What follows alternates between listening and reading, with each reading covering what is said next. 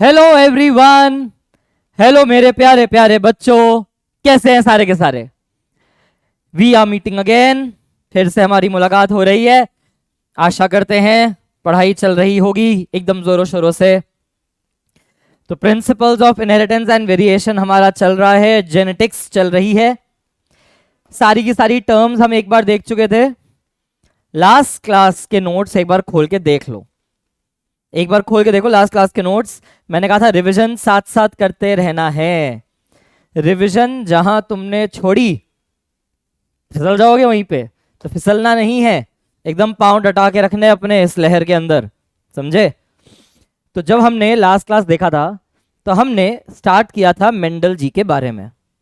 क्या कहा था हमने कि जो मेंडल सर थे तो वो मैथमेटिशियन, लेकिन उन्होंने अपने मैथमेटिक्स के कॉन्सेप्ट्स को, स्टैटिस्टिक्स को, प्रोबेबिलिटीज को यूज करके बहुत सारे जेनेटिक्स के बेसिस तैयार किए। इसीलिए हमने कहा था मेंडल जी को ही हम क्या बोलते हैं, father of genetics. Yes, father of genetics की जब हम बात करते हैं तो हम किसका नाम लेते हैं, मेंडल की। कितने साल का काम था उनका, कितने साल का काम किया था उन्होंने, करेक्ट 7 इयर्स का वर्क किया था। और तो और ईयर भी पूछा जाता है, 1856 से 1863 का काम किया था।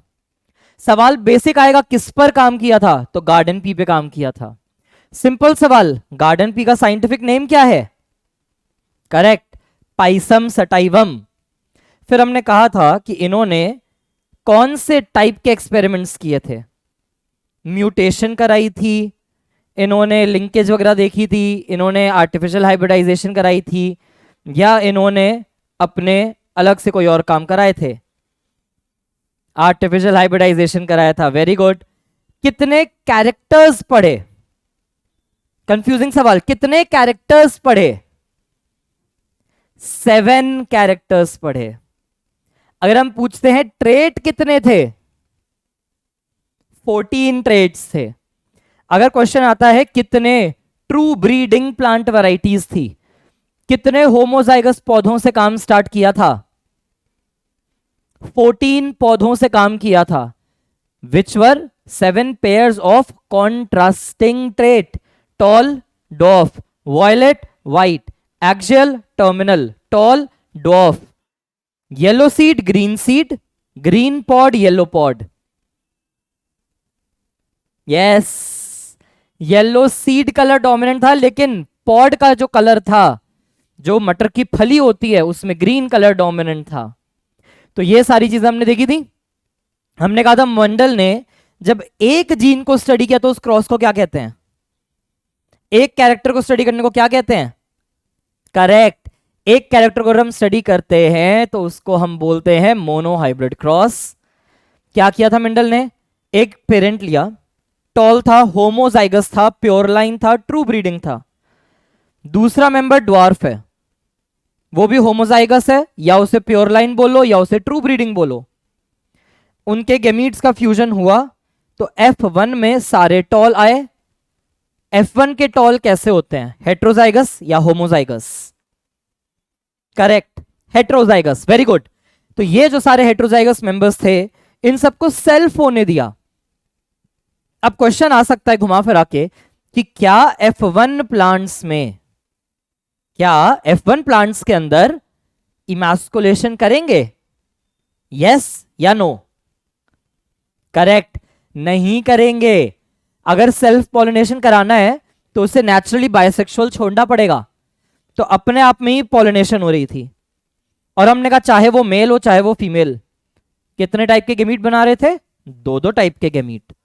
कैपिटल टी एग भी है, स्मॉल टी एग भी है, कैपिटल टी स्पर्म भी है, स्मॉल टी स्पर्म भी है। तो हमने कहा था इनके जो क्रॉस है, इनके जो कॉम्बिनेशन है, उसे आप एक स्क्वायर बना के पढ़ते हो, नोन एज पनेट स्क्वायर। किसने दिया, आरसी पनेट ने। कहां के साइंटिस्ट थे, ब्रिटिश साइंटिस्ट थे। क्या है पनेट स्क्वायर, एक ग्राफिकल मेथड है, एक मैथमेटिकल टूल है कि आप प्रोबेबिलिटीज निकाल सकते हो। अच्छा इतने इतने चांसेस हैं कुछ कुछ बनने के। तो हमने कहा था होमोजाइगस डोमिनेंट एक बनेगा 4 में से, हेट्रोजाइगस डोमिनेंट 2 बनेंगे 4 में से, होमोजाइगस रिसेसिव 1 बनेगा। तो 1:2:1 क्या था? जीनोटाइपिक रेशियो या phenotypic ratio? Correct, genotypic ratio था। और दिखने में कैसे थे? 4 में से 3 टॉल, 1 ड्वार्फ, तो 3:1 क्या था हमारा? Phenotypic ratio. मेंडल ने देखा F1 में एक ही फैक्टर एक्सप्रेस होता है, एक ही अलील दिखता है, तो वो डोमिनेंट, जो छुप गया वो रिसेसिव। F2 में देखा कि एज इट इज ड्वार्फ वापस आ गया। भाई वो तो टॉल प्लांट है जिसने सेल्फिंग करी, लेकिन बच्चों में ड्वार्फ भी आ गए। तो मेंडल ने कहा कि वो जो फैक्टर F1 में सप्रेस हुआ था, उसने अपने आप को डोमिनेंट पार्टनर से अलग कराया और F2 में एज इट इज एक्सप्रेस हो गया। यही पढ़ा था। तो हमने क्या पढ़ा था लॉ ऑफ सेग्रीगेशन में? कि गैमीट बनते टाइम वो जो पेयर ऑफ अलील है उनको अलग होना ही है। गैमीट के अंदर दोनों अलील नहीं जाएंगे, गैमीट के अंदर एक, दूसरे गैमीट के अंदर एक और अलील, तो वन ऑफ अ काइंड एक में मिलेगा। ये सारी चीज हमने लास्ट क्लास में खत्म कर ली थी।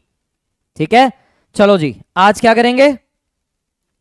आज हम कॉन्सेप्ट देखेंगे गैमीट फॉर्मेशंस का, कि आगे जाके हमें तकलीफ ना हो। तो हम देखेंगे कैसे कैसे गैमीट फॉर्म होते हैं। फिर हम एक क्रॉस पढ़ेंगे जिसे हम बोलेंगे टेस्ट क्रॉस।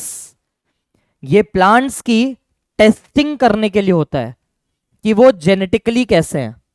भाई एक पौधा तो मैं दिख रहा है, वो टॉल है, ठीक है, एक मटर का प्लांट में क्लास में लाके रख दो, मैं बोलूं बेटे टॉल प्लांट है, बताओ इसका जीनोटाइप क्या है, तो तुम सोचोगे यार क्या पूछ रहे हैं ये, हम देख के कैसे बता सकते हैं? तो मेंडल ने एक तरीका निकाला था कि आप उसको अगर क्रॉस कराओ किसी प्लांट के साथ, एक स्पेसिफिक टाइप के प्लांट के साथ, तो आप पता लगा सकते हो। और फिर हम देखेंगे कि आगे जाके पता चला कि मेंडल के लॉ के कुछ एक्सेप्शंस भी थे। तो ये सब कुछ हम आज स्टार्ट करेंगे। ठीक है,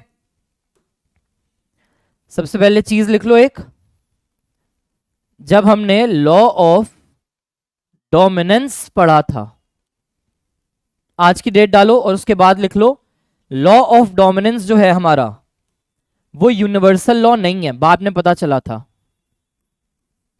law of dominance was not universal. इस लॉ के एक्सेप्शंस हम पढ़ेंगे आज।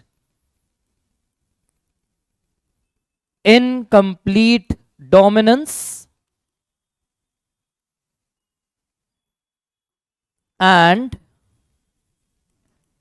कोडोमिनेंस। इनकम्प्लीट और कोडोमिनेंस, ये दो एक्सेप्शंस आज हम पढ़ेंगे लॉ ऑफ डोमिनेंस के एक्सेप्शन में। और जो हमने दूसरा लॉ पढ़ लिया था, लॉ ऑफ सेग्रीगेशन, इस लॉ का एक नाम और है। इस लॉ को हम बोलते हैं law of purity of gametes. Law of purity of gametes. Purity से मतलब है कि गैमीट के अंदर एक ही अलील प्रेजेंट होता है किसी भी जीन का, वहां पे कोई मल्टीपल टाइप्स नहीं है, वहां प्योर लाइन और इम्प्योर का कॉन्सेप्ट नहीं है, वहां होमोजाइगस हेट्रोजाइगस का कॉन्सेप्ट नहीं है। तो law of purity of gamete ये कहता है, प्योरिटी ऑफ गैमीट से मतलब होता है that gametes are haploid. First lecture में हमने क्या पढ़ा था? हैप्लॉइड का क्या मतलब होता है? That there will be only a single copy. जब किसी क्रोमोसोम की या किसी जीन की सिर्फ एक ही कॉपी एग्जिस्ट करती है तो उसे हम बोलते थे हैप्लॉइड। तो लॉ ऑफ सेग्रीगेशन का ही दूसरा नाम है प्योरिटी ऑफ गैमीट्स। और ये वाला जो लॉ है, लॉ ऑफ सेग्रीगेशन जो है, ये हमारा यूनिवर्सल लॉ है। अगर इस लॉ में दिक्कत आती है, अगर कभी गैमीट फॉर्मेशन के टाइम पर हमने कहा अलील अलग होना ही है, कंपलसरी है, किसी जीन के जो भी अलील हैं उन्हें अलग होना ही है। अगर वो अलग नहीं हो पाएंगे तो उससे डिजीजेस क्रिएट होने लग जाएंगी। लॉ ऑफ डोमिनेंस के जो एक्सेप्शन है, इनसे कोई डिजीज नहीं हो रही, ये नेचुरली हेल्दी कंडीशंस हैं। लेकिन अगर लॉ ऑफ सेग्रीगेशन टूटा, अगर आपने इस लॉ, इस नियम को खारिज किया, तो उससे दिक्कतें होंगी, उससे बीमारियां पैदा होंगी। ठीक है? क्यों बोला law of purity of gamete? क्योंकि लॉ ऑफ सेग्रीगेशन से ही तो पता चला था ना कि गैमीट में अलील पेयर का एक ही मेंबर आएगा। तो गैमीट हमेशा हैप्लॉइड होंगे, उनको हम बोलेंगे प्योर। प्योर मतलब दे आर हैप्लॉइड। ठीक है? तो ये दो चीजें थी कि लॉ ऑफ डोमिनेंस के एक्सेप्शन और लॉ ऑफ सेग्रीगेशन का दूसरा नाम, और लॉ ऑफ सेग्रीगेशन है यूनिवर्सल लॉ। ठीक, चलो देख लो एक बार ये सिंगल व्यू में। जो लोग बाद में ज्वाइन किए हैं इस लेक्चर को, उनको मैं बता दूं, सिंगल व्यू बोलने का मतलब है कि यहां पे आप पॉज करके अपना रिटन वर्क कर सकते हैं। चलो नेक्स्ट हेडिंग, गैमीट फॉर्मेशन। बहुत इंपॉर्टेंट है, हेडिंग डालो गैमीट फॉर्मेशन।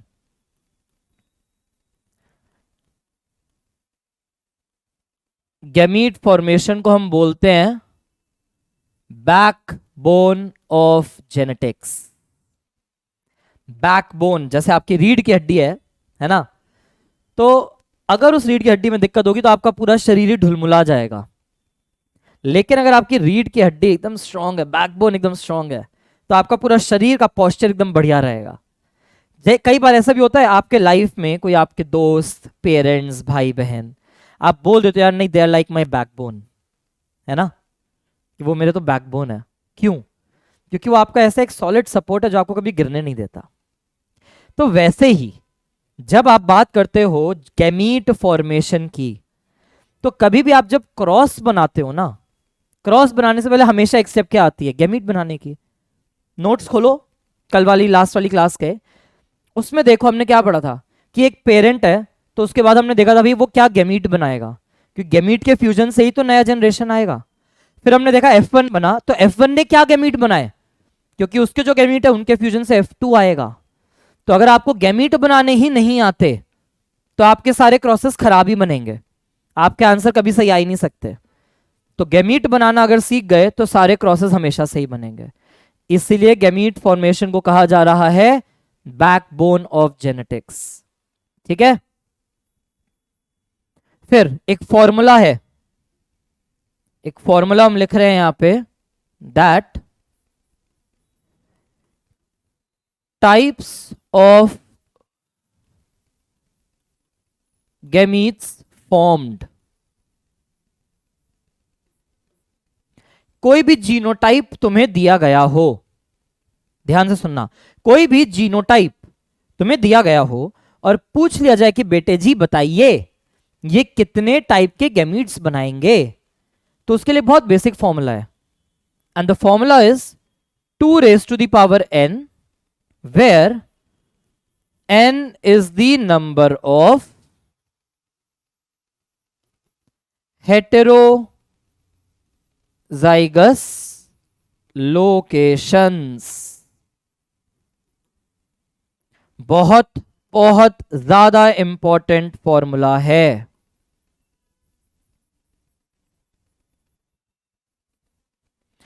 कोई भी जीनोटाइप से कितने टाइप के गैमीट बनेंगे वो तुम 2 की पावर n से कैलकुलेट कर सकते हो, और n को क्या रखोगे कि उस जीनोटाइप में कितने हेटेरोजाइगस कंडीशंस हैं, कितनी हेटेरोजाइगस लोकेशंस हैं, उससे तुम्हें पता चलेगा कि भाई वो चीज कितने गैमीट्स बनाएंगे। That's your single view. ठीक है? कितने गैमीट बनेंगे? 2 की पावर n से बनेंगे। अब एग्जाम्पल से देखते हैं सारा। हमने कहा था अगर इस टाइप का है मेरा डिप्लॉयड ऑर्गेनिज्म, कैपिटल टी, अब 2 की पावर n लिखना है मुझे, तो यहां पे कितने हेटेरोजाइगस कंडीशंस हैं? कैपिटल टी में कितने हेटेरोजाइगस कंडीशंस हैं? एक भी नहीं, 0। तो 2 की पावर क्या रख दूंगा? 0। किसी भी नंबर की पावर 0 रखेंगे तो आंसर क्या आएगा? 1। तो इस कंडीशन में क्या आएगा, खाली एक टाइप का गैमीट। हमने क्या कहा था, जब गैमीट फॉर्मेशन होता है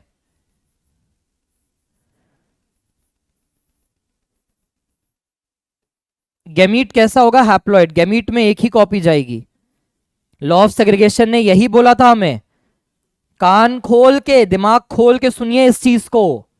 लॉ ऑफ सेग्रीगेशन ने क्या कहा था कि जब भी अलील पेयर में होता है और उसको गैमीट बनाना है तो गैमीट को एक ही मेंबर मिलेगा। एनसीईआरटी इसलिए लिखती है कि जो होमोजाइगस होते हैं, ये होमोजाइगस है, इसमें सारे गैमीट सेम टाइप के बनेंगे। लेकिन अगर मेरा पौधा कैपिटल टी स्मॉल टी था तो यहां हम क्या लिखेंगे, 2 की पावर कितनी लिखूं मैं, यहां पे कितने हेट्रोजाइगस कंडीशंस हैं, करेक्ट 1। तो ये क्या करेगा, it will form 2 types of gametes.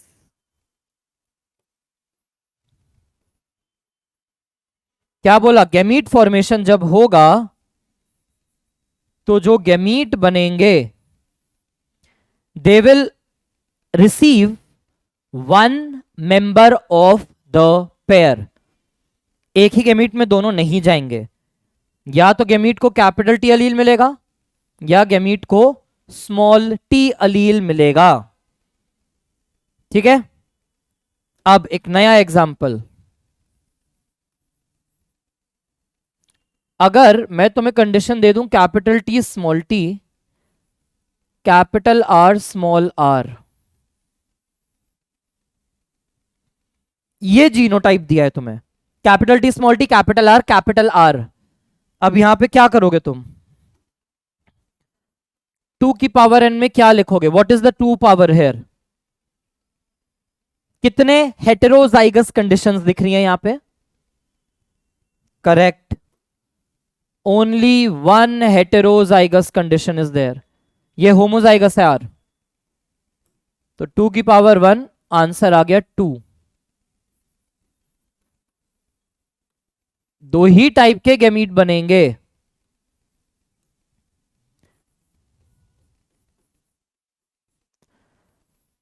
अब देखो, ध्यान देना, अब एक गलती है जो तुम लोग बहुत लोग करते होगे, पहले यहीं पे वीडियो पॉज करना और capital T small T capital R small R से क्या गैमीट्स बनेंगे वो गैमीट खुद बना के रखो पेंसिल से। अगर सीखना चाहते हो तो बात मान लो मेरी सारी, capital T small T capital are से क्या गैमीट्स बनेंगे तुम्हें क्या लगता है, वीडियो पॉज करो और पेंसिल से अपने गैमीट बना के रखो, फिर वीडियो खोलना और फिर देखना कि मैंने क्या किया है। ठीक है, चलो अब यहां पे हम क्या देख रहे हैं, एक जीन है टी जिसके 2 अलील्स हैं और एक और जीन है आर, इसके भी 2 अलील्स हैं। आर होमोजाइगस कंडीशन में, टी हेट्रोजाइगस में। लॉ ऑफ सेग्रीगेशन ने क्या कहा था, लॉ ऑफ सेग्रीगेशन ने कहा था कि जब गैमीट फॉर्म होगा तो गैमीट को इक्वल चांस है कि या तो गैमीट को कैपिटल टी मिलेगा या गैमीट को स्मॉल टी मिलेगा। ठीक है, ये तो इस जीन का सेग्रीगेशन हुआ ना, 2 जीन्स है मेरे पास, कैपिटल टी स्मॉल टी के सेग्रीगेशन से यहां कैपिटल टी आया, यहां स्मॉल टी आया। आर भी तो सेग्रीगेट होगा, गैमीट को आर भी तो मिलेगा, तो कैपिटल आर इधर और कैपिटल आर इधर। तो these are the 2 types of gametes जो यहां से बनेंगे। अगर तुम्हारा यही आंसर आया है गैमीट का तो तुम्हें कॉन्सेप्ट समझ में आ रहा है, नहीं आ रहा अगर कॉन्सेप्ट समझ में तो हम और एग्जांपल देखते हैं अब। ठीक है, ये ध्यान रखना, तुम्हारे सेल में you have this 1 pair and you have two genes. Gamete में से कोई जीन थोड़ी गायब कर दोगे, गैमीट में से वो अलील थोड़ी गायब कर दोगे, फिर तो दिक्कत आ जाएगी। अगर तुम्हारे पापा के पास 46 क्रोमोसोम है और पापा से तुम्हें खाली 15 क्रोमोसोम मिल रहे हैं, बाकी 5 नहीं मिल रहे, ठीक है, तो क्या होगा, नुकसान नहीं हो जाएगा तुमको, तुम डेवलप ही नहीं कर पाओगे कभी।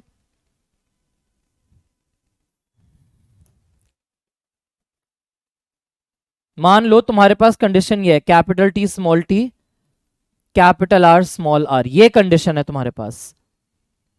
पॉज करो, पॉज करके जैसा अभी तक मैंने स्टेप बाय स्टेप तुम्हें दिखाया है, बिल्कुल स्टेप बाय स्टेप, 2 की पावर n लिखो, वहां कितनी है, कितने टाइप के गेमीट बनेंगे वो लिखो, और फिर गेमीट्स के टाइप लिखो। करो ये एक्सरसाइज, तभी समझ में आएगा। पॉज करो और एक्सरसाइज सॉल्व करो अपनी। यहां पे क्या होगा, यहां पे मुझे साफ साफ दिख रहा है टी भी हेट्रोजाइगस है, आर भी हेट्रोजाइगस है, तो 2 की पावर 2 4 टाइप के गैमीट ये ऑर्गेनिज्म बनाएगा। अब हम उसके 4 टाइप कैसे पता लगाएंगे, तो सिंपल है, जब इस सेल से गैमीट फॉर्मेशन शुरू होगी तो 50% गैमीट्स को कैपिटल टी मिलेगा, 50% गैमीट्स को स्मॉल टी मिलेगा ही मिलेगा। ऑब्वियस है, लॉ ऑफ सेग्रीगेशन ने क्या कहा था कि गैमीट फॉर्मेशन होते वक्त अलील का पेयर अलग होगा और गैमीट को एक अलील पक्का मिलेगा। तो टी की तो 2 कंडीशन हमने देख ली, अब साथ में कौन है, आर। आर के अब 2 टाइप्स हैं, कैपिटल टी के साथ गैमीट में कैपिटल आर आ सकता है, या कैपिटल टी के साथ गैमीट में स्मॉल आर आ सकता है। ऐसे ही स्मॉल टी के साथ भी कैपिटल आर अलील भी आ सकता है, स्मॉल आर अलील भी आ सकता है। तो टोटल मेरे पास 4 कॉम्बिनेशंस क्या आएंगे, पता चल गया ना, 4 कॉम्बिनेशन तो बनने ही बनने हैं, ऐसा हो ही नहीं सकता कि 4 कॉम्बिनेशन ना बने। तो 4 कॉम्बिनेशन क्या बनेंगे ये वाले, तो ये जो 4 कॉम्बिनेशंस हैं, एक गैमीट में कैपिटल टी और कैपिटल आर आएंगे, ठीक है, लॉ ऑफ सेग्रीगेशन होता हुआ दिख रहा है, पेयर ऑफ अलील में से एक मेंबर आएगा ही आएगा। तो यहां कैपिटल टी और यहां कैपिटल आर आ गया। हो सकता है कुछ अलील में, कुछ गैमीट्स में कैपिटल टी के साथ स्मॉल आर आया हो, कुछ मेंबर्स में स्मॉल टी के साथ कैपिटल आर और कुछ में स्मॉल टी के साथ स्मॉल आर। तो ये है मेरे 4 टाइप के गैमीट्स। लॉ ऑफ सेग्रीगेशन काम होता हुआ दिख रहा है, जब फाइनल गैमीट बनेंगे तो इक्वल चांस है कि गैमीट को उन पेयर में से एक मेंबर पक्का मिलेगा। तो या तो दोनों डोमिनेंट अलील एक साथ या दोनों रिसेसिव अलील एक साथ हो सकते हैं। टी डोमिनेंट है तो आर रिसेसिव, आर रिसेसिव है तो टी रिसेसिव है तो R dominant. Anything can happen, कुछ भी हो सकता है। तो इसीलिए आपके पास ये फॉर्मूला है 2 का पावर n। ठीक, एक और एक्सरसाइज देख लो। अगर मेरे पास कोई कंडीशन है capital A small A, capital B small B, capital D, ये कंडीशन है, सेम एक्सरसाइज करो इसके जैसी। वीडियो पॉज करो, एक्सरसाइज करो अपने आप से। क्या है यहां पे सारी 2 की पावर n, कितने गैमीट बनेंगे, क्या गैमीट बनेंगे, इस मेथड से करो। पॉज करो, खुद सॉल्व करो चाहे पेंसिल से, लेकिन करो खुद से सॉल्व। सारे स्टेप तुम्हारे सामने है, सॉल्व करो पॉज करके, और फिर जब मैं समझा रहा हूं तो उसको क्रॉस चेक करो दिमाग में बैठ रहा है या नहीं। तो यहां पे क्या होगा, यहां पे मुझे साफ साफ दिख रहा है ये भी, ये हेट्रोजाइगस है, ये हेट्रोजाइगस है, लेकिन क्या हम डी को हेटेरोजाइगस बोलेंगे, डी तो दोनों सेम अलील है, तो ये होमोजाइगस है।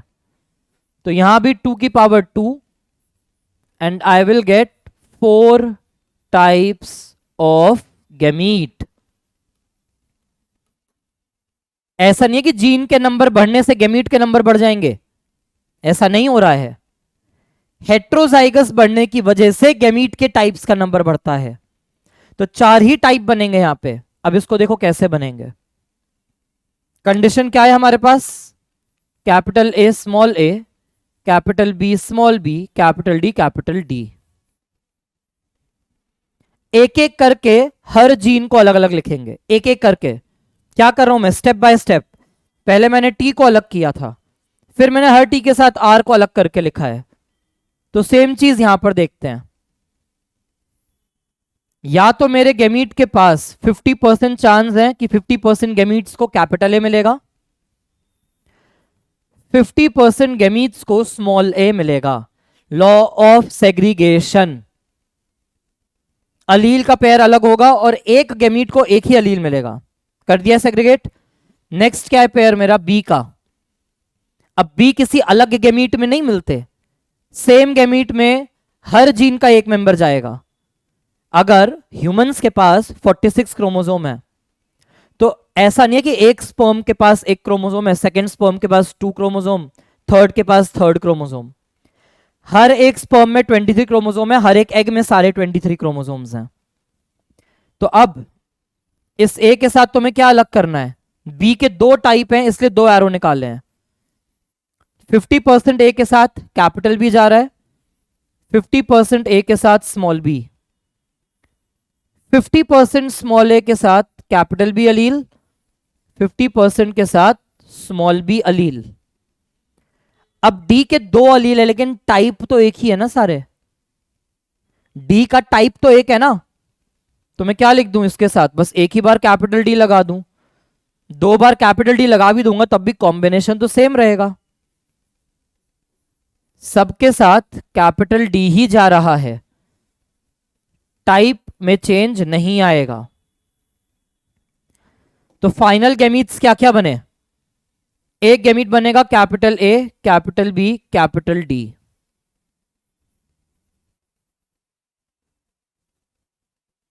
एक गैमीट क्या बनेगा, capital A, small B, capital D.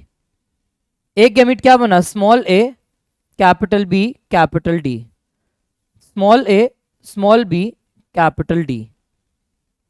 तो गैमीट के टाइप की बात कर रहे हैं, नंबर्स की नहीं। नंबर्स तो कुछ भी हो सकते हैं, टाइप 4 ही बनेंगे। यही 4 टाइप के गैमीट ये इंडिविजुअल बना सकता है। तो ये जो मेथड देख रहे हैं ना कि हम हर बार इसको डिवाइड करते जा रहे हैं, इसी मेथड को बोलते हैं fork line method. This method of division is known as fork line. Fork line का मतलब होता है 2-2 में डिवाइड करते जाना, एक के बाद फिर डिवाइड किया, फिर नेक्स्ट, फिर डिवाइड किया, फिर नेक्स्ट, फिर डिवाइड किया। तो this is known as the fork line method. अभी भी नहीं आ रहा तो एक एग्जांपल और ले लो, capital A small A, capital B small B, capital D small D. Same exercise इसके लिए करो, कितने टाइप के गैमीट ये बनाएगा पहले वो 2 की पावर n से कैलकुलेट करो और फिर फोर्क लाइन लगा लगा के। याद रखो हर स्टेप पर एक ही जीन को अलग करना है। पहले ए के 2 टाइप लिखो, फिर उनके साथ बी के 2 टाइप, फिर उनके साथ डी के टाइप्स लिखते जाओ और लास्ट में उन तीनों को एक साथ एक डब्बे में डालते जाओ, तो तुम्हें तुम्हारे टाइप्स ऑफ गैमीट मिल जाएंगे। पॉज करो, एक्सरसाइज पूरी करो, मैं एक्सप्लेनेशन स्टार्ट करता हूं। 2 की पावर n में आएगा, यहां के 2 की पावर क्या है, heterozygous number 1, heterozygous number 2, heterozygous number 3। तो 8 टाइप्स ऑफ गैमीट्स बनेंगे, कंफर्म्ड है। कैसे बनेंगे 8 टाइप्स,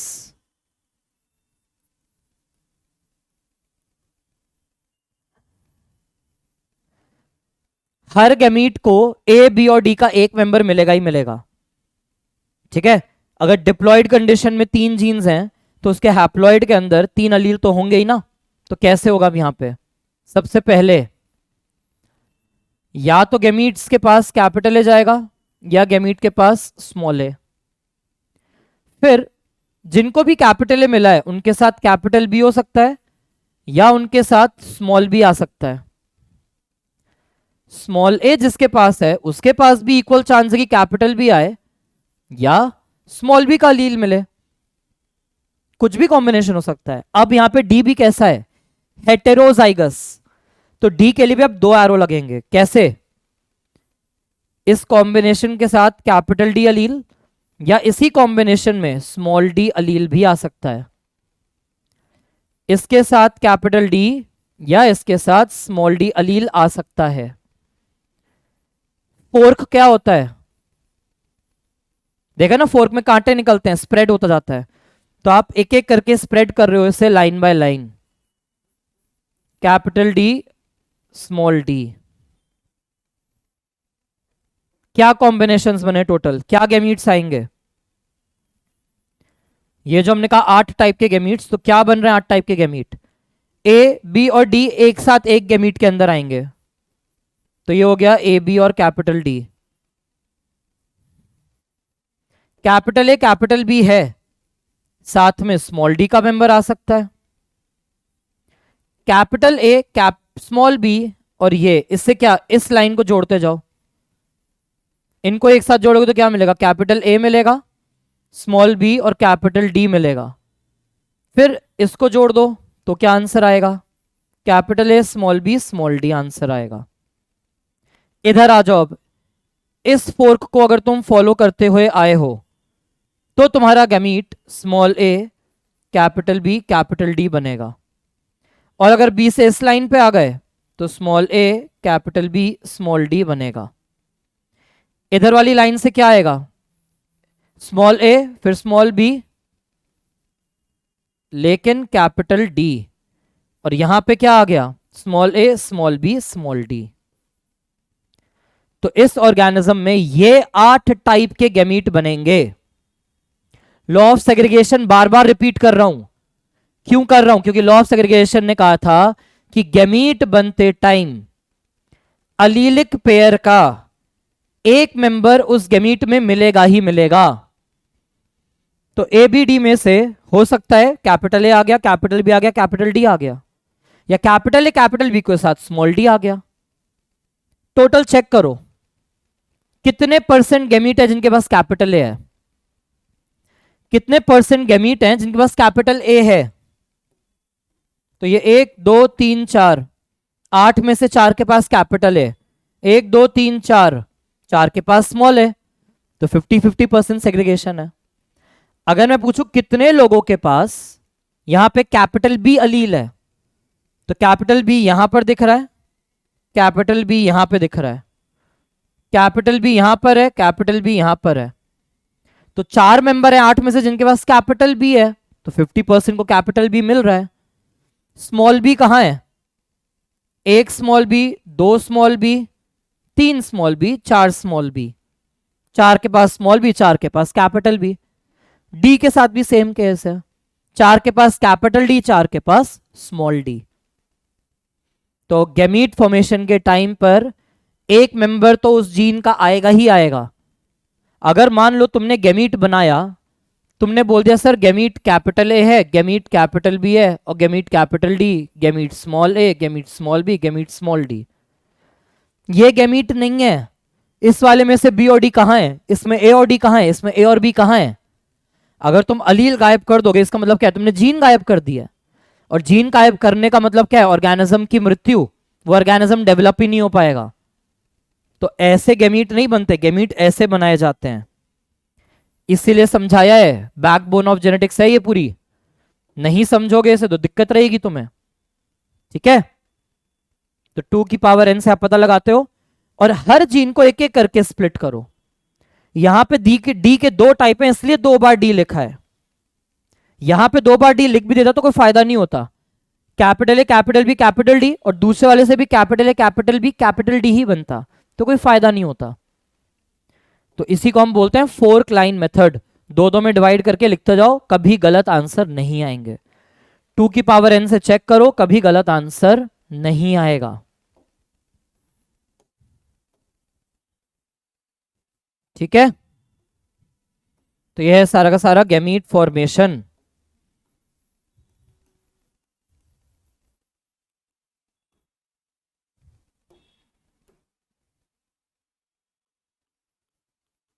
प्रैक्टिस करना घर पे। जीनोटाइप,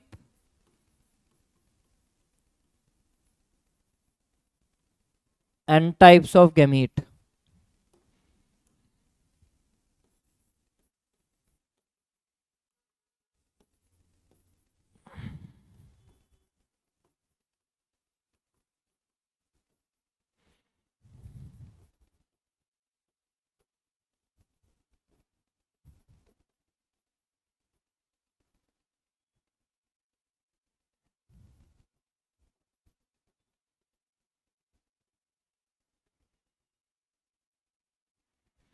ठीक है, इनको बैठ के सॉल्व करना घर पे।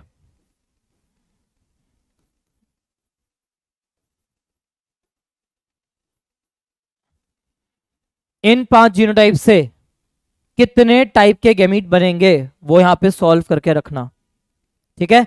और फोर्क लाइन मेथड से ही तुम इनके सॉल्यूशन भी ढूंढ के निकाल सकते हो, ठीक।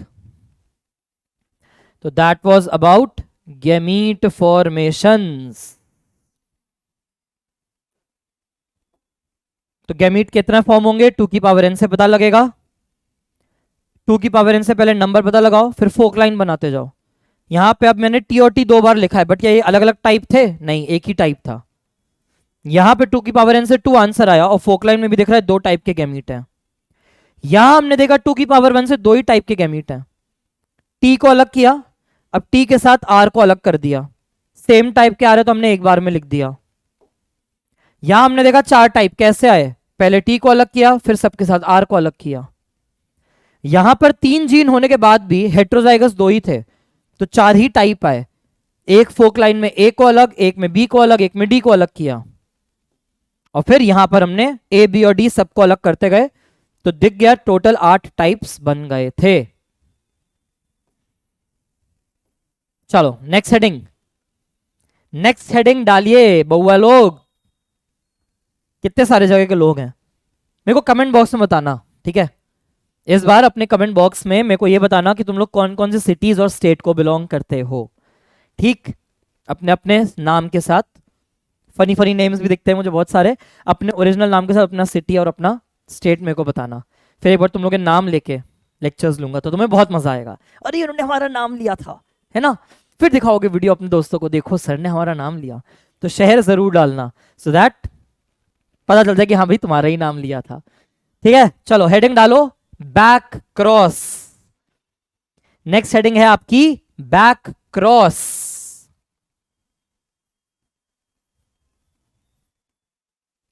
तो it is a cross of a plant with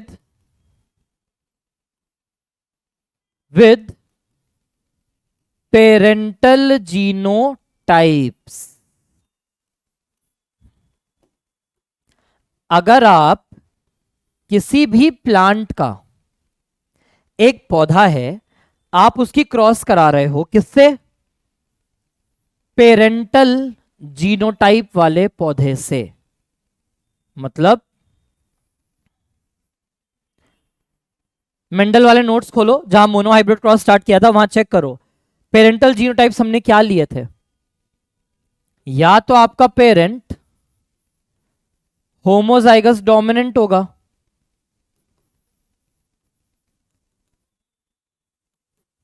या आपका पेरेंट होमोजाइगस रिसेसिव होगा।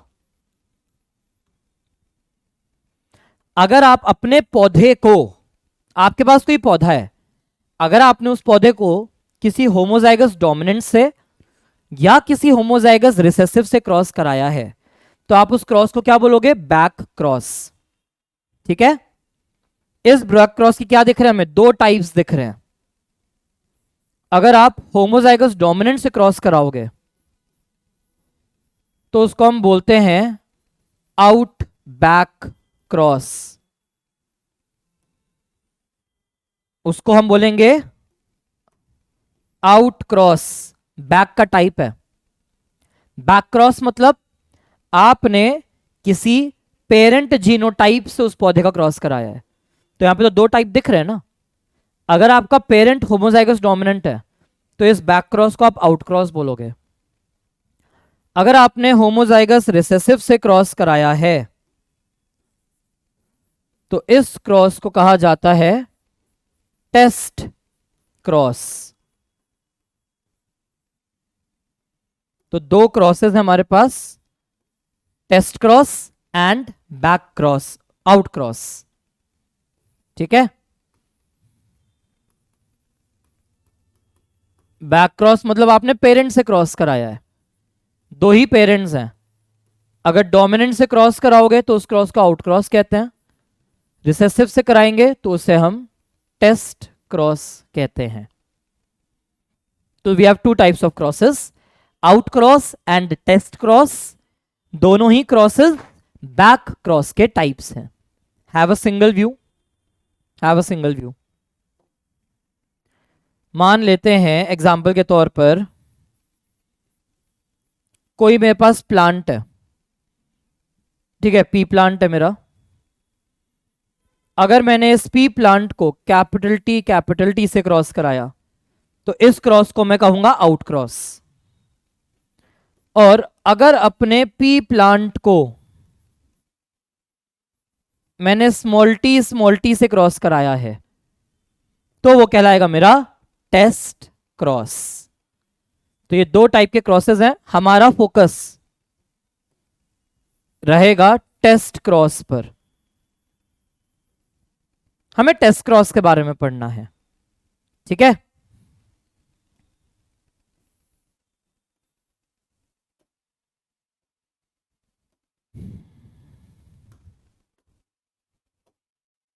डाल लो हेडिंग टेस्ट क्रॉस। हम टेस्ट क्रॉस के बारे में पढ़ेंगे क्योंकि मेंडल ने टेस्ट क्रॉस का यूज किया था, ठीक है। क्या होता है टेस्ट क्रॉस? तो सबसे पहली बात, टेस्ट क्रॉस के लिए लिखो performed to identify genotype of a plant with dominant phenotype। ध्यान से देखो, लिखो performed to identify genotype of a plant with dominant phenotype. क्या मतलब है इसका? हम कह रहे हैं कि आप टेस्ट क्रॉस किस कंडीशन में कराओगे?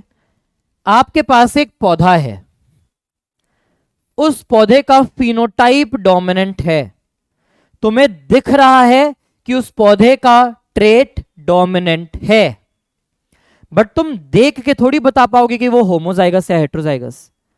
तुम्हारे पास एक मटर का प्लांट है जिसके वॉयलेट फ्लावर्स हैं, तो क्या तुम देख के बता दोगे कि वो होमोजाइगस है? नहीं बता सकते। तो तुम क्या कराओगे? तुम कराओगे उसका टेस्ट क्रॉस, और टेस्ट क्रॉस के रिजल्ट को देख के तुम आइडेंटिफाई करोगे कि उसका जीनोटाइप क्या है। तो टेस्ट क्रॉस एक ऐसा क्रॉस है जिसकी मदद से एक ऐसे पौधे का जीनोटाइप पता लगाया जाता है जो दिखने में डोमिनेंट है, जिसका फिनोटाइप डोमिनेंट है। मेंडल के लिए हम क्या देखे थे? जब हमने पढ़ा मेंडल के बारे में तो हमने कहा मेंडल ने पेरेंट जनरेशन में एक टॉल का क्रॉस कराया था डॉफ से। अब ये तो मेंडल को पता है कि इनका जीनोटाइप उन्होंने तो लिया ही प्योर लाइन था, तो उनको पता है पेरेंट कैपिटल टी और डॉफ स्मॉल टी है। इनके क्रॉस से मेंडल को पता था कि F1 capital T small T ही आया होगा, इसमें कोई डाउट ही नहीं है। इधर से एक फैक्टर आया, इधर से रिसेसिव फैक्टर आया, तो ये तो हेट्रोजाइगस होगा, ये पक्का है। लेकिन सवाल था कि जब हमने F2 बनाए तो F2 में हमें 3 मेंबर्स टॉल मिले और एक मेंबर मिला ड्वार्फ। अब मेंडल को यह भी पता था कि ड्वार्फ तो स्मॉल टी होगा, लेकिन अब ये जो 3 टॉल हैं, इन तीनों का जीनोटाइप क्या है? हमने तो पनेट स्क्वायर बना के निकाल लिया था आसानी से। मेंडल के टाइम पे पनेट स्क्वायर थोड़ी होते थे, वो तो बाद में आया कॉन्सेप्ट। तो मेंडल ने F2 के टॉल के जीनोटाइप्स को ढूंढने के लिए जो क्रॉस किया था वो था टेस्ट क्रॉस।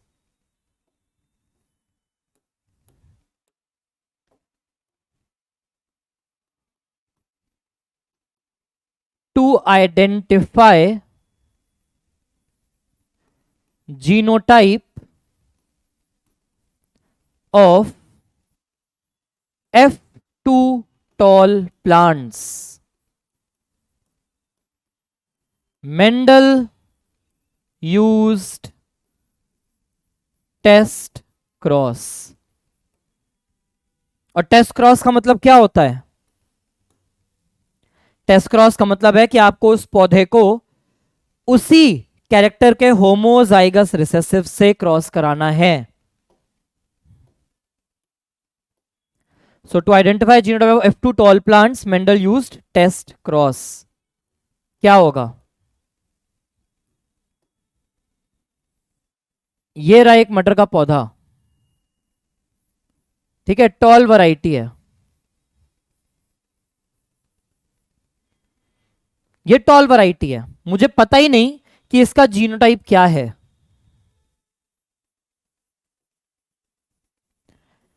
एक चांस है कि ये कैपिटल टी स्मॉल टी होगा, और दूसरे चांसेस क्या हैं? It may be capital T. यही दो चांसेस हैं। क्रॉस किससे करा रहे हैं? एक डॉर्फ से कराया।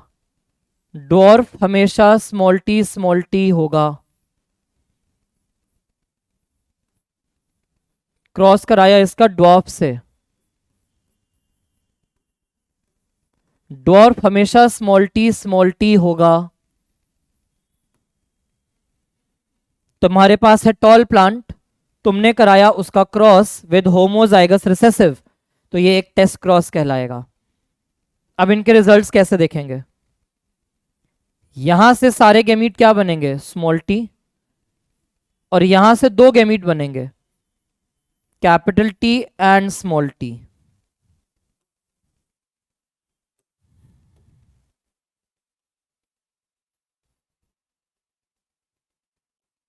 क्या रिजल्ट्स आएंगे?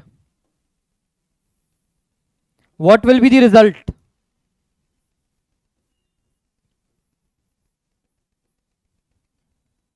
ये रिजल्ट आएगा। क्या लिख सकते हैं हम? कैपिटल टी वाले बच्चे होंगे टॉल, स्मॉल टी वाले बच्चे होंगे ड्वार्फ। तो क्या रेशियो में है टॉल और ड्वार्फ? 1:1।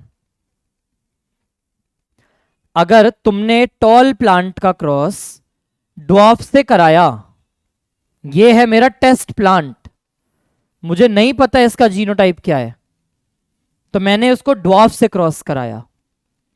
अब ड्वार्फ से क्रॉस कराने के बाद सीड्स बने, सीड्स को मैंने सो किया।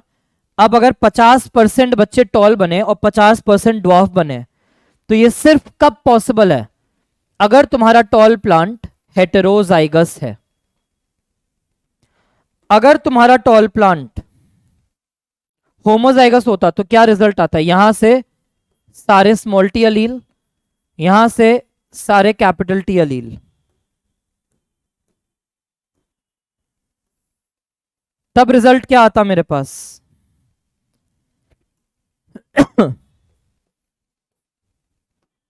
The result would have become all tall. तो इस तरीके से आप टेस्ट क्रॉस को यूज करते हो। आपने आइडेंटिफाई किया है जीनोटाइप किसका? टॉल प्लांट का। अगर मैं तुम्हें एक गमला दूं जिसमें लंबे वाले टॉल वाले मटर के पौधे हैं, और मैं तुम्हें बोलूं कि बेटा मुझे बताओ इसका जीनोटाइप क्या है, तो तुम बोलोगे सर थोड़ा सा टाइम दीजिए हमें। तुम उस टॉल प्लांट को एक ड्वार्फ पी प्लांट से क्रॉस कराना। ड्वार्फ हमेशा होमोजाइगस ही होता है, ठीक है, ड्वार्फ हमेशा होमोजाइगस होता है। अब मान लो तुम में से अगर किसी का नाम सुधांशु है, और मान लो तुम में से किसी का नाम है अंकिता, ठीक है, मैंने सुधांशु को एक टॉल प्लांट दिया, मैंने अंकिता को भी एक टॉल प्लांट दिया, तुम दोनों को मैंने एक एक टॉल पी प्लांट दे दिया, तुम्हारे घर पे डिलीवर हो चुका है। और अब मैंने बोला कि मुझे बताओ कि इसका जीनोटाइप क्या है। तुम्हें तो पता ही नहीं जीनोटाइप। तो सुधांशु ने क्या किया? सुधांशु ने इसका क्रॉस कराया ड्वार्फ पी से। अंकिता ने भी इसका क्रॉस कराया ड्वार्फ पी से। सुधांशु ने जब अपना क्रॉस पूरा कराया तो सुधांशु ने देखा कि जितने भी थे उसके 50% सीड से टॉल पी बने और 50% पी प्लांट्स जो थे वो ड्वार्फ बने। अंकिता के क्रॉस से जितने भी बीज थे all 100% were found to be tall pea. Ankita का ये रिजल्ट है, सुधांशु का ये रिजल्ट है। तो अब सुधांशु मुझे क्या रिपोर्ट करेगा?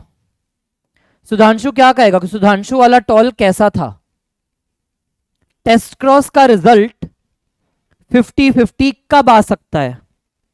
Only when your test plant is heterozygous. तो सुधांशु बोल देगा कि सर आपने जो मुझे प्लांट दिया है वो हेटेरोजाइगस डोमिनेंट है। अंकिता को रिजल्ट मिला सारे के सारे 100% टॉल प्लांट्स थे।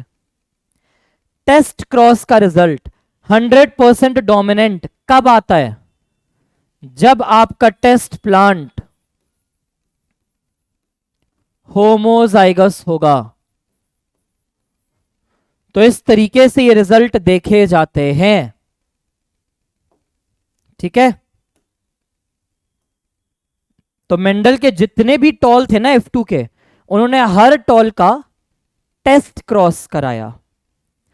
और अगर टेस्ट क्रॉस का रिजल्ट 1:1 डोमिनेंट और रिसेसिव था, मतलब वो प्लांट हेटेरोजाइगस है। टेस्ट क्रॉस के रिजल्ट में 100% डोमिनेंट बच्चे निकले, तो मतलब वो टेस्ट प्लांट होमोजाइगस डोमिनेंट था। ठीक है, बैक मतलब बस पेरेंटल जीनोटाइप से कराया है। डोमिनेंट से कराओगे तो उसे आउटक्रॉस बोलेंगे, वो हमें नहीं पढ़ना, हमें टेस्ट क्रॉस पढ़ना है। तो ये रहा टेस्ट क्रॉस सारा का सारा। मेंडल ने क्या कराया? What did Mendel sir do? भाई उनके पास हमने क्या कहा, F2 के अंदर ये एक टॉल प्लांट, F2 का दूसरा टॉल प्लांट, F2 का तीसरा टॉल प्लांट। भाई हमने कहा था F2 में 3 मेंबर दिखने में टॉल हैं। मेंडल ने एक एक करके सबका क्या कराया? Test cross. इस टॉल को ड्वार्फ से क्रॉस कराया, इन टॉल्स को ड्वार्फ से क्रॉस कराया, इन टॉल्स को ड्वार्फ से क्रॉस कराया।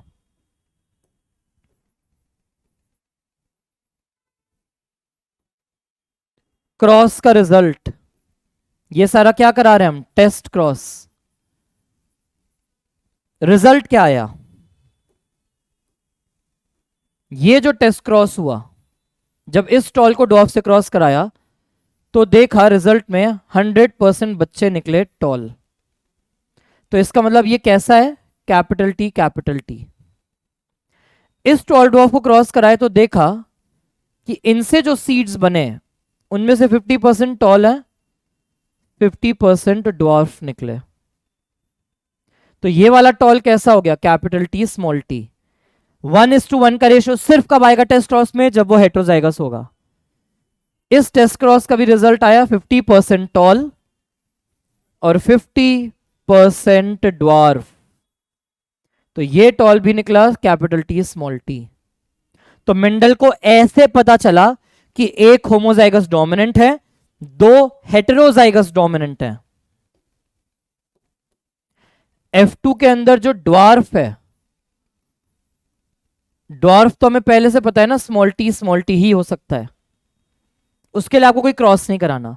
तो ऐसे मेंडल को पता चला कि 4 में से एक पौधा होमोजाइगस, 2 पौधे हेटेरोजाइगस और फिर एक पौधा होमोजाइगस रिसेसिव। तो मेंडल को ये टेस्ट क्रॉस करा के 1:2:1 के रिजल्ट मिले। समझे? मेंडल को डायरेक्ट पनेट स्क्वायर से नहीं मिला था। पनेट स्क्वायर तो हमारी आसानी के लिए बाद में आरसी पनेट ने बना दिया था। तो this is your concept of test cross.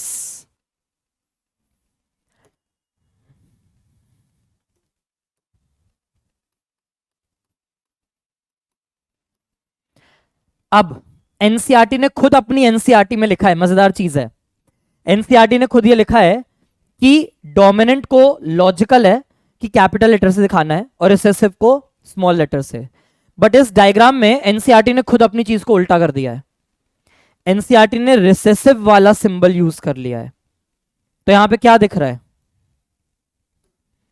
NCERT ने तुम्हें ये कैसे समझाया है कि तुम्हारे पास एक डोमिनेंट फिनोटाइप है,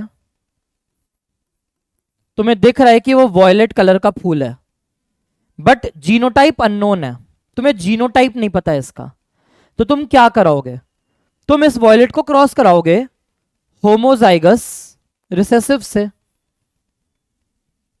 जब तुमने होमोजाइगस रिसेसिव से क्रॉस कराया, अब किसी का रिजल्ट आया कि सारे ही फूल वॉयलेट निकले, तो आप क्या इंटरप्रेट करोगे कि वो जो अननोन फ्लावर था वो होमोजाइगस डोमिनेंट होगा। जब ये होमोजाइगस डोमिनेंट होगा, यही केस है जब सारे के सारे वॉयलेट बच्चे बनेंगे। अगर किसी के टेस्ट क्रॉस का रिजल्ट आए कि आधे फूल वॉयलेट आधे फूल वाइट है, तो ये वाला जो अननोन प्लांट है इसका जीनोटाइप हेट्रोजाइगस होगा। कैपिटल डब्ल्यू स्मॉल डब्ल्यू होगा तभी केस बनेगा 50-50%, 1:1 रेशियो तभी आ सकता है। तो यह है एनसीईआरटी का। अगर एनसीईआरटी वी वाला सिंबल लेता तो ज्यादा सही होता, बट एनसीईआरटी ने डब्ल्यू से तुम्हें समझा दिया है सारा। फिर ये एक एग्जांपल, एक मैं बुक फॉलो करता हूं, बड़ी प्यारी सी बुक है, उसका है वॉयलेट के लिए हम पर्पल वर्ड भी यूज करते हैं। तो पर्पल है, जीनोटाइप पता नहीं है तुम्हें, तुमने उसको क्रॉस कराया होमोजाइगस रिसेसिव से, इसलिए इसको हम बोलेंगे टेस्ट क्रॉस। अगर तुम्हारा प्लांट होमोजाइगस डोमिनेंट था तो उसका रिजल्ट आएगा ऑल पर्पल, तो अननोन मेंबर हो गया होमोजाइगस डोमिनेंट। अगर तुम्हारे टेस्ट क्रॉस कराने पर 50% डोमिनेंट 50% रिसेसिव ट्रेट दिखता है, तो तुम उस हेट्रोजाइगस को आइडेंटिफाई कर लोगे कि अननोन मेंबर हेट्रोजाइगस है। तो this is the significance of the test cross. ठीक है,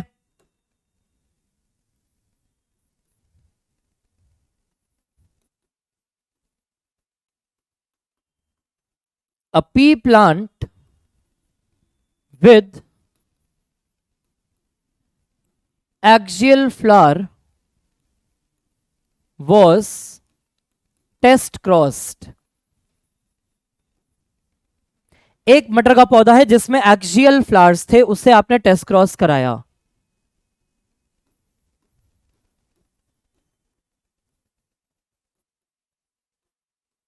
the result was 90 out of 180 seeds showed axial flower and rest seeds showed terminal flower।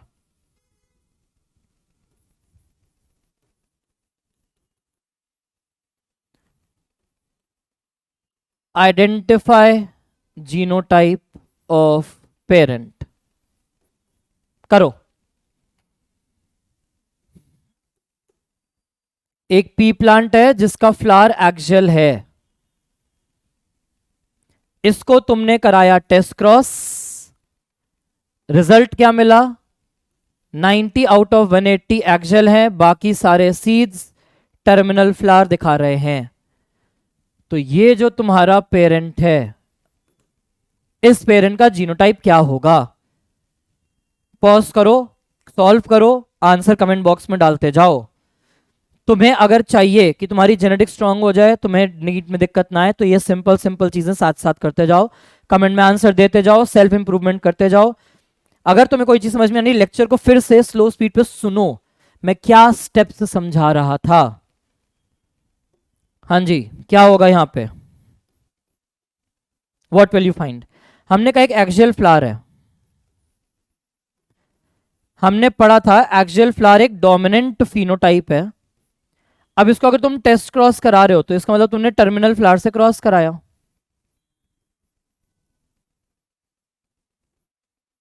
और तुम्हें क्या रिजल्ट मिला है? 180 में से 90 आउट ऑफ 180 एक्सियल फ्लावर्स हैं, और बाकी रेस्ट कितने? 90 आउट ऑफ 180 के टर्मिनल फ्लावर हैं।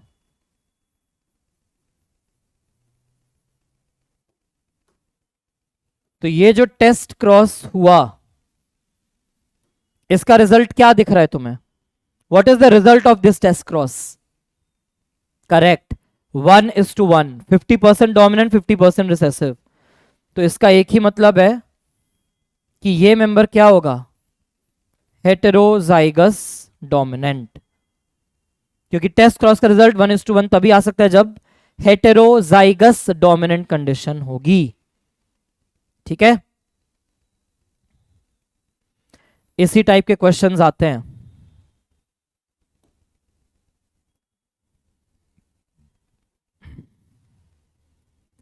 फिर next,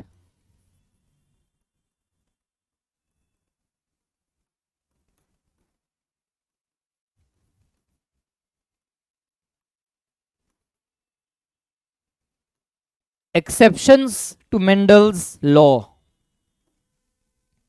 exception to Mendel's law क्या होगा? What are the exceptions to Mendel's law? Mendel ने क्या कहा था? What did Mendel say? तो मेंडल सेड दैट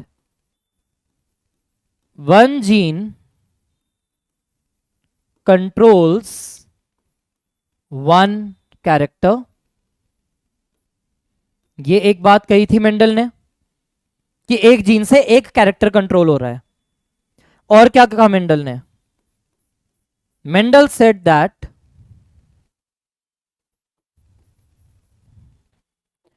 जो भी बच्चे बनेंगे, मेंडल ने कहा था कि वहां पे कोई ब्लेंडिंग नहीं होती, there is no blending of character. ये भी मेंडल ने कहा था। मेंडल ने कहा था there is no blending of character. F2 generation में जो पौधे आ रहे हैं वो या तो टॉल को रिजेंबल करे थे या पूरा का पूरा ड्वार्फ को, इंटरमीडिएट नहीं आते कोई, एज इट इज वो पेरेंट को ही रिजेंबल कर रहे हैं। तो there is no blending of character.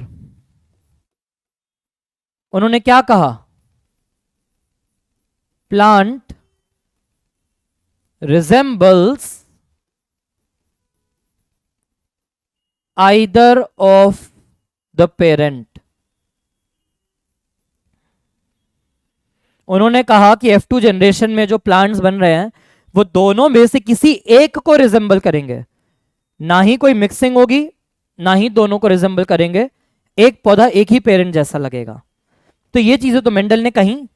तो मेंडल का एक्सेप्शन कैसे बनेगा? अब मेंडल ने कहा था एक जीन एक कैरेक्टर को कंट्रोल करता है, बट हमारे पास यहां पे दो एक्सेप्शंस हैं। एक एक्सेप्शन हम पढ़ेंगे बाद में जाके प्लियोट्रॉपी नाम से, और एक एक्सेप्शन हम पढ़ेंगे पॉलीजीनिक इनहेरिटेंस के नाम से। एक एक करके हम सब पढ़ेंगे, घबराना मत। प्लियोट्रॉपी में एक जीन कंट्रोल्स या effects more than one character. Mendel ने क्या कहा था? एक जीन से एक कैरेक्टर कंट्रोल होगा। तो अगर एक जीन से एक ज्यादा कैरेक्टर कंट्रोल हो रहा है मतलब वो मेंडल का एक्सेप्शन बनेगा। मेंडल ने कहा एक जीन एक कैरेक्टर कंट्रोल कर रहा है, लेकिन पॉलीजीनिक में क्या होगा? पॉलीजीनिक में more than one gene controls one character. दिख रहा है तुम्हें साफ साफ? यहां जीन एक है लेकिन एक से ज्यादा कैरेक्टर कंट्रोल कर रहा है। मेंडल ने कहा one gene for one character, और नीचे क्या है? एक से ज्यादा जीन है जो एक ही कैरेक्टर को कंट्रोल करेंगे, तो ये दोनों ही मेंडल के एक्सेप्शन हुए। फिर मेंडल जी ने क्या कहा? मेंडल जी ने कहा कि कोई ब्लेंडिंग नहीं होती कैरेक्टर्स की, इंटरमीडिएट फिनोटाइप F2 में नहीं मिलेंगे, ये मेंडल बोल के गए थे। लेकिन इसका एक्सेप्शन हम पढ़ेंगे अभी। इनकंप्लीट डोमिनेंस, यहां पे F2 shows blending,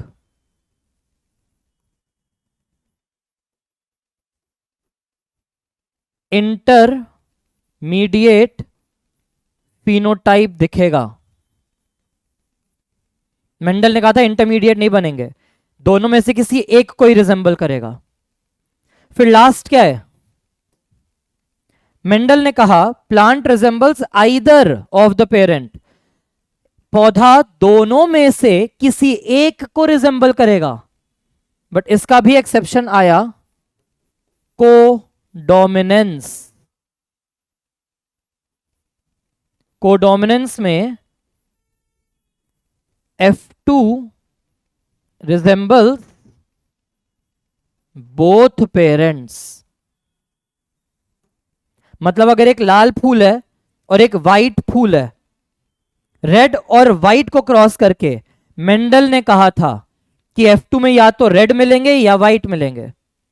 बट हम देखेंगे जब इनकम्प्लीट डोमिनेंस चलेगी तो वहां पिंक फ्लावर बन जाएंगे, और अगर कोडोमिनेंस चलेगी तो वहां पे फ्लावर रेड और व्हाइट दोनों कलर दिखाएगा बिना मिक्सिंग के। तो ये हैं सारे एक्सेप्शंस मेंडल के लॉ के। सिंगल व्यू में देख लो, फिर आगे चलते हैं। अब प्लियोट्रॉपी और पॉलीजीनिक बात के कॉन्सेप्ट हैं, आज हम देखेंगे इनकम्प्लीट डोमिनेंस और कोडोमिनेंस के कॉन्सेप्ट को। ठीक, हेडिंग डालो इनकम्प्लीट डोमिनेंस। इनकम्प्लीट डोमिनेंस नाम से क्या पता चल रहा है, पहले सुन लो बाद में कॉपी कर लेना। सुनो, इनकम्प्लीटली डोमिनेंट है मतलब वो पूरा का पूरा दूसरे मेंबर को सप्रेस नहीं कर पा रहा, पूरा का पूरा दूसरे मेंबर को सप्रेस नहीं कर पा रहा है, थोड़ा ही सप्रेशन हुआ है, तो इंटरमीडिएट फिनोटाइप बन जाएंगे। तो इनकम्प्लीट डोमिनेंस के लिए लिखो फर्स्ट पॉइंट, इनकम्प्लीट डोमिनेंस के लिए फर्स्ट पॉइंट लिखो, F1 resembles neither of the parent। F1 दोनों में से किसी भी पेरेंट को रिजेंबल नहीं करेगा। मेंडल ने क्या कहा था कि F1 अपने डोमिनेंट पेरेंट को रिजेंबल करेगा, यहां पे ऐसा नहीं होता। यहां पे जो आपका F1 है वो दोनों का मिक्सचर बन जाता है। क्या एक्सप्रेस कर रहा है? एक इंटरमीडिएट फिनोटाइप एक्सप्रेस कर रहा है। मेंडल ने कहा था इंटरमीडिएट नहीं बनता, बट यहां पे बनेगा। सेकेंड पॉइंट, इनकम्प्लीट डोमिनेंस को हम बोलते हैं पार्शियल डोमिनेंस, क्योंकि ऐसा नहीं है कि रेड और व्हाइट को क्रॉस कराया तो वो पूरा का पूरा व्हाइट बन गया या पूरा का रेड है, वो पिंक बन जाते हैं।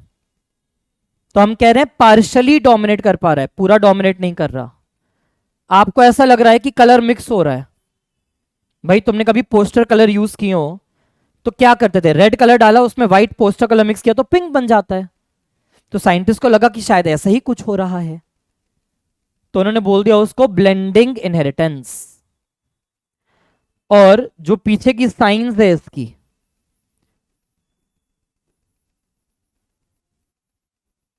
क्यों इनकम्प्लीट डोमिनेंस हो रही है,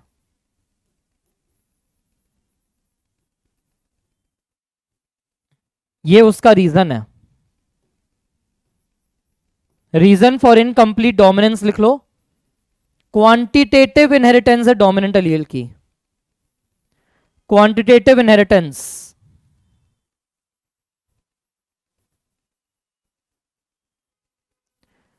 quantity of gene product is important. उस जीन से जो भी प्रोडक्ट बनता है ना, अब उसकी क्वांटिटी डिसाइड करेगी कि फिनोटाइप कैसा होगा, दिखने में कैसा होगा। जैसे हम आगे पढ़ेंगे अपना केस, हमारे बॉडी में जितना ज्यादा मेलानिन होगा हमारा कॉम्प्लेक्शन उतना डार्क होता जाएगा। अगर कोई बच्चा है जिसके अंदर मेरे से ज्यादा मेलानिन है तो उसका स्किन कलर मेरे से डार्क होगा। कोई बच्चा है जिसमें मुझसे भी कम मेलानिन बनता हो तो वो बच्चा मुझसे और ज्यादा फेयर होगा। तो इनकम्प्लीट डोमिनेंस में F1 किसी को रिजेंबल ना करके एक इंटरमीडिएट बन जाता है। क्योंकि ऐसा लग रहा है पार्शियली डोमिनेट कर पा रहे हैं तो इसे पार्शियल डोमिनेंस कहते हैं। ऐसा लगता है जैसे मिक्सिंग चल रही है, इसीलिए ब्लेंडिंग इनहेरिटेंस कहते हैं। और रीजन यही लिख दिया है हमने। इसका रीजन है क्वांटिटेटिव इनहेरिटेंस। क्वांटिटी, कितनी क्वांटिटी में डोमिनेंट अलील इनहेरिट हो रहा है। 2 डोमिनेंट अलील मिलेगा ज्यादा फिनोटाइप, एक डोमिनेंट अलील है थोड़ा हल्का फिनोटाइप, एक भी डोमिनेंट अलील नहीं है तो फिनोटाइप चेंज हो जाएगा। सिंगल व्यू में देख लो, किसी का पॉइंट मिसिंग है तो लिख लो।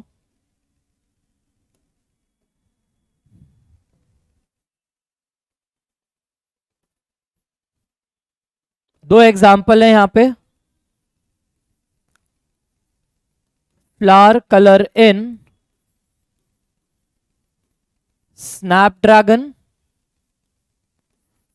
And 4 o'clock plant. स्नैपड्रैगन का ही एक नाम और है डॉग फ्लावर।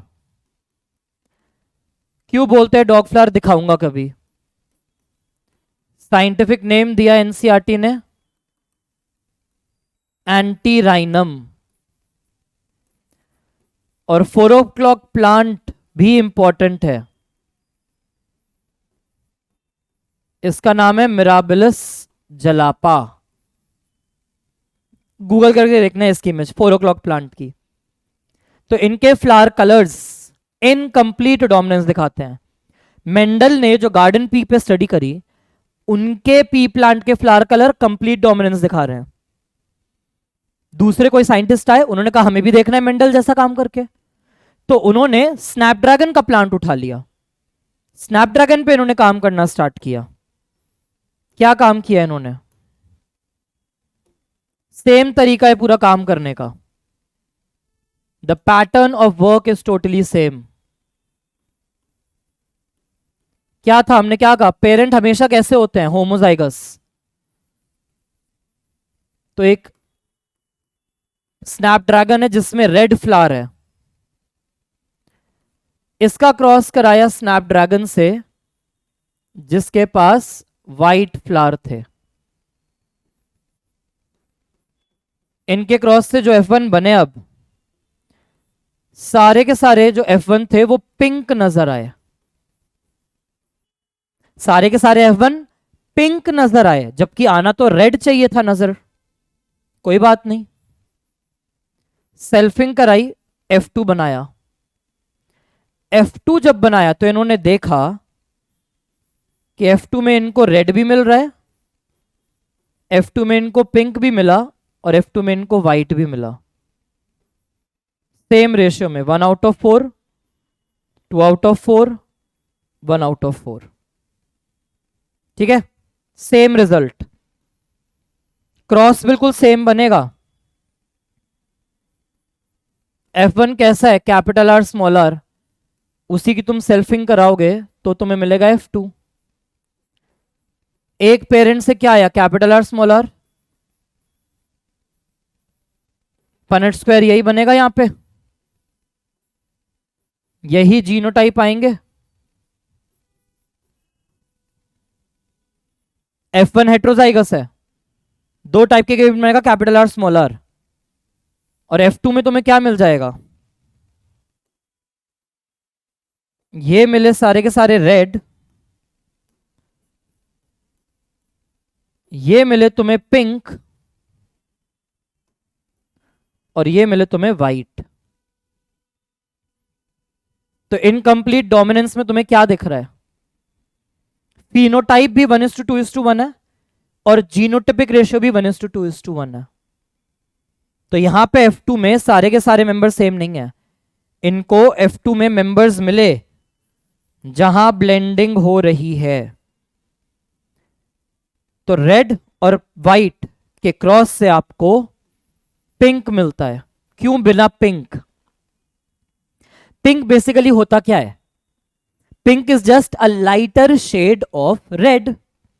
रेड हल्का हो जाता है तो ही तो पिंक बोल देते हैं उसे हम। व्हाइट क्यों मिलाते हैं? रेड की इंटेंसिटी को कम करने के लिए। अगर दो रेड अलील्स हैं तो ज्यादा रेड बना, स्मॉल आर मतलब नो रेड पिगमेंट, तो व्हाइट बन गए, कलरलेस इज व्हाइट। क्रॉस कराने के बाद एक ही डोमिनेंट अलील है ना, तो जो भी रेड में था रेड का पिगमेंट वो 50% कम हो चुका है, तो उसका शेड 50% हल्का हो गया, इसीलिए वो पिंक दिखे।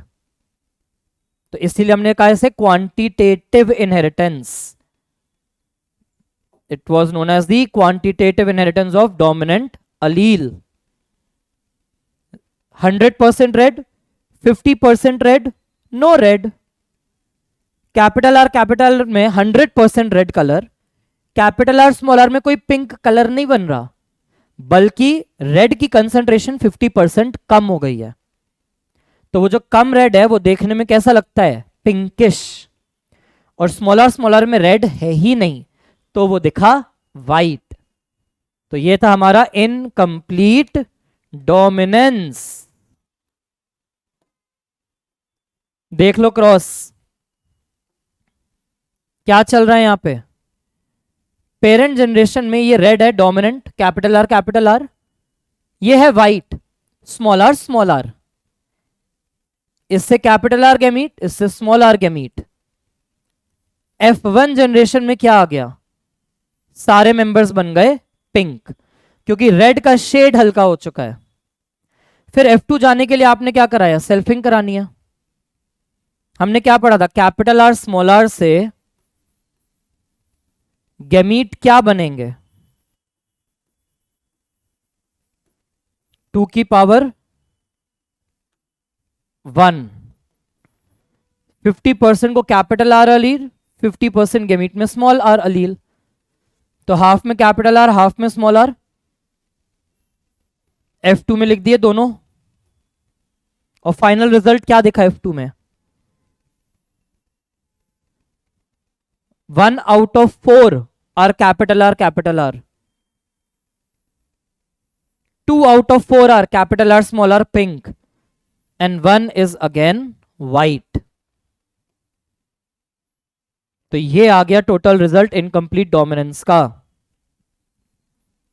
यहां पे F2 का phenotypic ratio red is to pink is to white, ये भी 1:2:1 है। और F2 का जीनोटिपिक रेशियो भी क्या आया? F2 में जीनोटाइप क्या है? Capital R small R. 1 out of 4, 2 out of 4, 1 out of 4, तो ये भी 1:2:1 है। तो इनकम्प्लीट डोमिनेंस के अंदर फिनोटिपिक रेशियो, F2 का फिनोटिपिक रेशियो क्या दिख रहा है? 1:2:1। और F2 का जीनोटिपिक रेशियो भी क्या दिख रहा है? 1:2:1। Both ratios are same. जितना ज्यादा आर उतना ज्यादा रेड पिगमेंट, जितना कम आर उतना कम red pigment. Capital R missing, no red pigment, तो कलर हो गया व्हाइट। क्लियर है? तो this is your incomplete dominance. F1 ने किसी को रिजेंबल नहीं किया, ब्लेंडिंग होती हुई दिख रही है। क्वांटिटी डिसाइड कर रही है अलील की कि कितना अच्छा फिनोटाइप बनेगा। ठीक है, ये है हमारा पिंक स्नैप ड्रैगन, ये है हमारा व्हाइट स्नैप ड्रैगन, और ये रेड। इनके क्रॉस से शेड हल्का हो जाता है बस रेड का। कम रेड पिगमेंट था तो वो इतना ज्यादा स्ट्रॉन्ग रेड नहीं दिखता, वो हमें हल्का सा पिंकिश अपीयरेंस देता है। फिर आज के लिए लास्ट, कोडोमिनेंस। आज का लास्ट है कोडोमिनेंस। हमने क्या कहा, मेंडल ने कहा था कि वो पौधा दोनों में से एक ही पेरेंट को रिजेंबल करेगा।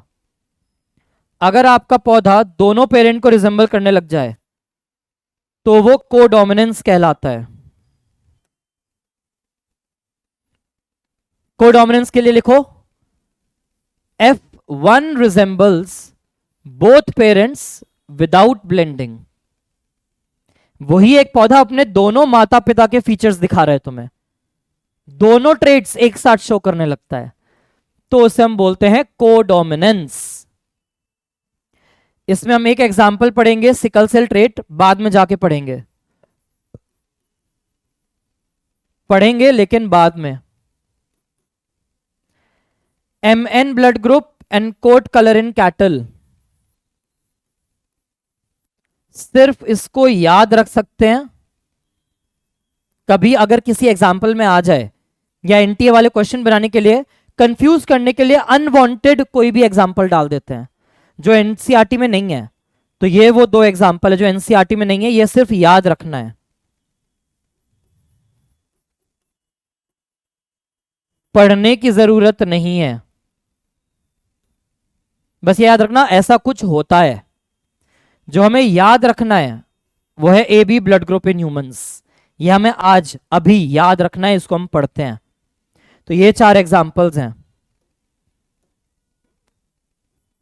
एक एग्जाम्पल और आता है यहां पे, फ्लावर कलर इन कैमिलिया। एक पौधा है कैमिलिया, इसको भी तुम्हें पढ़ना नहीं है, ये भी इसी कैटेगरी के अंदर है, सिर्फ याद रख पाओ तो रख लेना, पढ़ना नहीं है। इसको पढ़ेंगे बाद में, इसको पढ़ेंगे अभी, सब लिख दे रहा हूं, बाद में कहीं सोचो क्या हो रहा है। 2, 3 और 5 को तुम्हें सिर्फ नाम याद रख के छोड़ देना, कभी अगर कूद के आगे किसी ऑप्शन में तो कंफ्यूज ना होना। मान लो ऑप्शन 1 आया, ऑप्शन 2 आया, ऑप्शन 3 आया और कोई ऑप्शन 4 हो गया, बोथ 2 and 3। अब तुम्हें लगेगा यार ये वाला एग्जाम्पल एनसीईआरटी में तो है नहीं, और तुम घबराहट में उसको भी टिक ही कर दोगे, तुम बोलोगे हमें लगा कि ये बोथ 2 and 3 होना चाहिए, तो ऐसा नहीं है, इसीलिए एग्जाम्पल लिखवा रहा हूं। हाँ जी, A B blood group in humans. यहां पे क्या क्या होता है देखो, एक पेरेंट है, इस पेरेंट का जो ब्लड ग्रुप है, सुना होगा ना हमारे ब्लड ग्रुप होते हैं, A blood group, B blood group, तो एक का ब्लड ग्रुप है ए, एक का ब्लड ग्रुप है बी। अब मेंडल की बात माने तो पेरेंट को तो होमोजाइगस होना चाहिए, यहां पे हम जीन को आई जीन कहते हैं, दूसरा पेरेंट भी होमोजाइगस होना चाहिए। क्या मतलब है होमोजाइगस होने से, जिसका ब्लड ग्रुप ए है ना, इनके आरबीसी के ऊपर हमें एक शुगर मिलती है, उस शुगर को कहा जाता है एंटीजन ए। ये एक शुगर है, और जिनका बी ब्लड ग्रुप है उनके आरबीसी के ऊपर भी एक शुगर मिलती है, उस शुगर को कहा जाता है एंटीजन बी शुगर। पढ़ेंगे इसके बारे में, ब्लड ग्रुप सब मल्टीपल एलिलिज्म में अच्छे से पढ़ेंगे। अभी हम बस ये देख रहे हैं कि एक पेरेंट है जिसका ब्लड ग्रुप ए है, तो इसका मतलब उसके सरफेस पे खाली एंटीजन ए है। एक का ब्लड ग्रुप अगर बी है तो उसके ऊपर जो शुगर है उसे आप बोल रहे हो एंटीजन बी। जब इनका बच्चा पैदा होगा, इनका जो बच्चा होगा उसके पास क्या अलील होंगे, आई ए भी होगा, आई बी भी होगा, तो इसके ब्लड ग्रुप आप बोलोगे ए बी ब्लड ग्रुप। और जब इसकी आरबीसी को देखेंगे तो इसके आरबीसी पे एंटीजन ए भी मिलेगा और इसके आरबीसी के ऊपर एंटीजन बी भी मिलेगा।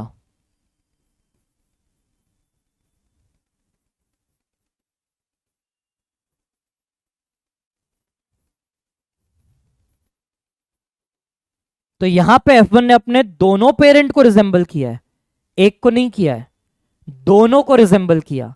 वो ए एंटीजन भी दिखा रहा है, बी एंटीजन भी दिखा रहा है। सिर्फ ए दिखाता तो ए डोमिनेंट हो जाता, सिर्फ बी दिखाता बी डोमिनेंट हो जाता, और दोनों का कोई मिक्सचर बन जाता तो वो इनकम्प्लीट डोमिनेंट होता। बट यहां ऐसा कुछ भी नहीं हो रहा। सरफेस पर ये दोनों के एंटीजन्स लेके बैठ गया है, तो इसको आप बोलोगे कोडोमिनेंस।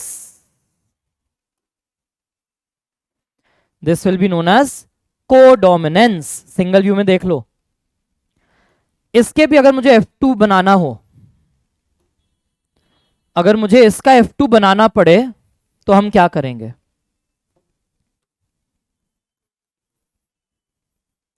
F2 में क्या होगा? A B into A B. इसका genotype I A I B था, इसका जीनोटाइप भी आई ए आई बी था।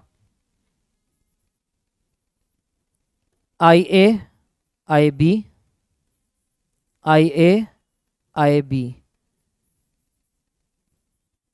ठीक है, ये दो दो टाइप के मेंबर्स बन गए।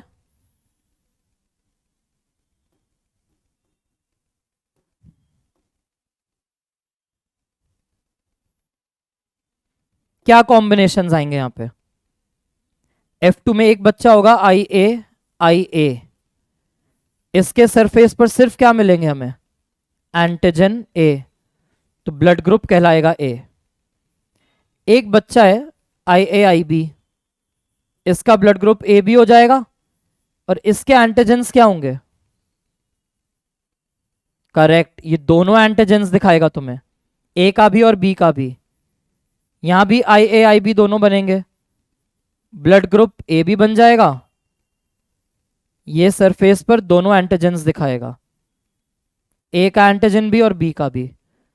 And last we will have I B, blood group B कहलाएगा, और इसके सरफेस पर सिर्फ क्या मिलेंगे? Only antigen B. तो यहां पे भी मैंने F2 के अंदर क्या देखा? F2 का फिनोटिपिक रेशियो क्या दिख रहा है? A blood group 1 out of 4, A B blood group 2 out of 4, B blood group 1 out of 4। तो 1:2:1 का रेशियो आ गया।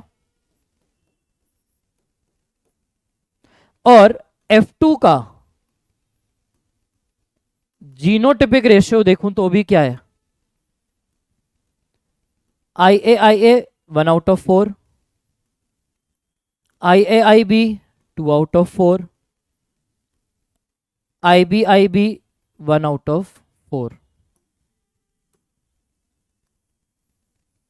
तो ये भी मुझे क्या दिख रहा है? 1:2:1, 1:2:1। तो इनकम्प्लीट डोमिनेंस के अंदर, को डोमिनेंस के अंदर मेंडल की बात चेंज हो गई। मेंडल ने कहा था कि F2 का रेशियो, जीनोटाइप तो चलो 1:1 सब में मैच कर रहा है, लेकिन फिनोटाइप रेशियो 3:1 होना चाहिए था। बट इनकम्प्लीट डोमिनेंस और को डोमिनेंस में F2 फिनोटिपिक रेशियो 1:1 हो जाता है। That is they are exceptions to Mendel. ठीक है, यह है कोट कलर इन कैटल, और यह है flower colour in camellia. Red cow और व्हाइट काउ का क्रॉस कराया तो बच्चों में रेड और व्हाइट दोनों एज इट इज दिख रहा है। रेड फ्लावर व्हाइट फ्लावर का क्रॉस कराया, बच्चों में रेड और व्हाइट दोनों मिल रहा है। ठीक है, चलो क्विकली क्वेश्चंस देख लेते हैं। Ratio of phenotype in F2, phenotype का पूछा है, रेशियो पूछा है, F2 पूछा है, मोनोहाइब्रिड क्रॉस, तो क्या होगा phenotypic ratio? 3:1। Which of the following cross will give tall and dwarf pea plant in same proportion? Question ने कहा है टॉल और ड्वार्फ आने चाहिए 1:1 के रेशियो में। तो ये कब आ सकता है? Only when heterozygous is cross with homozygous recessive. क्या पूछ रहे हैं कि टेस्ट क्रॉस कौन सा है इसमें से? तो ये वाली कंडीशन है। इस कंडीशन में बच्चे क्या बनेंगे? All toll. इस कंडीशन में बच्चे क्या बनेंगे? All toll. इस कंडीशन में बच्चे बने क्या बनेंगे? All dwarf. Question, pure tall P है, प्योर मतलब हमेशा क्या होता है? The term pure means homozygous. इसको प्योर डॉफ से क्रॉस कराया है, मतलब होमोजाइगस। सारे F1 कैसे थे? टॉल थे। क्यों थे? क्या रीजन है? Correct, option A. Option B, disappearance of factor. वो अलील कहीं गायब नहीं हो रहा, वहीं था, सप्रेस हो गया था। सेग्रीगेशन ऑफ फैक्टर, F1 में थोड़ी सेग्रीगेट हो रहे हैं, F2 के लिए सेग्रीगेट होंगे। और कोई कोऑर्डिनेशन वाला रीजन नहीं है। मेंडल ने क्यों सेलेक्ट किया था पी प्लांट? एनुअल प्लांट है, शॉर्ट लाइफ साइकिल के साथ, सही। फ्लावर सेल्फ पॉलिनेट करता है, सही। नंबर ऑफ सीड्स बहुत सारे हैं, सही। तो all of them are reasons to select the plant. Next, which of the following crosses would produce a genotypic ratio of 1 to 1 in F2? F2 में जाके तुम्हें 1:2:1 चाहिए, तो ये कौन देगा? इसका क्रॉस क्या बनेगा?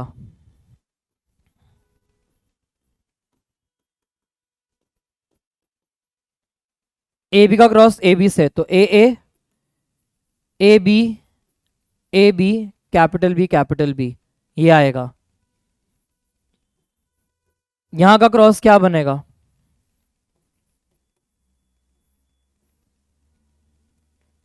इसको हमें क्रॉस कराना है, तो कैपिटल ए,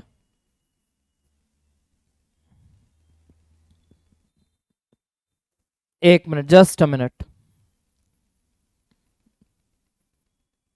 नॉर्मल 1:2:1 का रेशियो पूछा है ना, यहां पे इन्होंने हमें क्या दे दिया है? एक गैमीट ए बी है, ये गैमीट्स हैं, जो मैं मिस्टेक करा था वो मत करना वापस से। ए बी हमारे सीधा सीधा गैमीट दिए हुए हैं, तो गैमीट के कॉम्बिनेशन है डायरेक्ट। ए बी का क्रॉस ए बी से कराया है, तो सारे ही बच्चे कैपिटल ए, कैपिटल बी। यहां ये क्रॉस है, तो यहां पे भी बच्चे क्या बनेंगे? Capital A, small B. यहां गैमीट क्या है? Capital A, small B, small A, small B, capital A, small B, and last में स्मॉल बी का क्रॉस स्मॉल बी से। तो ये बने हमारे पास।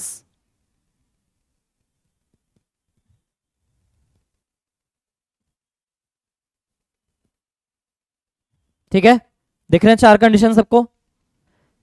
तो यहां पे पूछा है 1:2:1 किसके क्रॉस से आएगा? F2 में। अगर इन गैमीट्स का हमने क्रॉस कराया, तो F2 में अब मुझे आगे कौन रिजल्ट देगा? 1:2:1 का। तो इससे हम क्रॉस करेंगे तो नहीं आएगा result. Capital A, small B से रिजल्ट नहीं आएगा। यहां से अगर हम करेंगे तो क्या रिजल्ट आ सकता है? कैपिटल ए बी का क्रॉस स्मॉल ए बी से अगर हम करेंगे, क्या रिजल्ट आना चाहिए यहां से? अगर ये पेरेंट है, इसके गैमीट्स क्या क्या बनेंगे? Capital A, small A, small B gamete, capital A, small B gamete.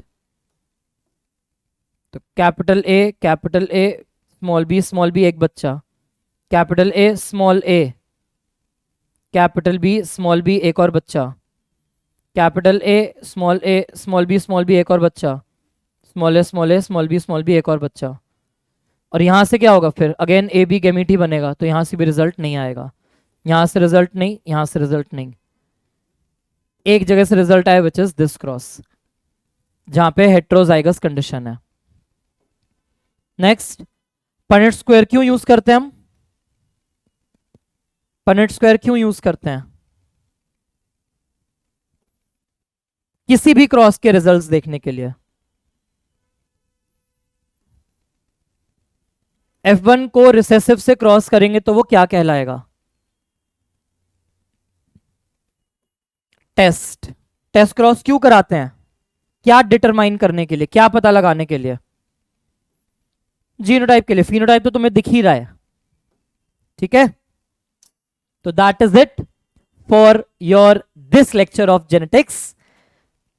क्या क्या देखा हमने? गैमीट कैसे बनते हैं, गैमीट निकालने का फॉर्मूला, लॉ ऑफ डोमिनेंस और लॉ ऑफ सेग्रीगेशन से कौन यूनिवर्सल है कौन नहीं, लॉ ऑफ सेग्रीगेशन का दूसरा नाम। फिर हमने देख लिया गैमीट फॉर्मेशन के बाद कि एक्सेप्शंस क्या क्या है, इनकम्प्लीट में क्या हो रहा है और कोडोमिनेंस में क्या हो रहा है, ठीक है। आराम से एक बार पढ़ना। एनसीईआरटी में इनकम्प्लीट डोमिनेंस के बाद एक कॉन्सेप्ट ऑफ डोमिनेंस है, वो हम बाद में करेंगे, वो हमने अभी नहीं किया है। और एनसीईआरटी के कोडोमिनेंस में मल्टीपल अलीलिज्म है, वो भी हम नेक्स्ट क्लास में करेंगे। तो जो नेक्स्ट क्लास में हम मिलेंगे उसमें हम concept of dominance, multiple allelism और प्लियोट्रॉपी वाला एक्सेप्शन करेंगे, ठीक है। Till then keep studying hard. Thank you.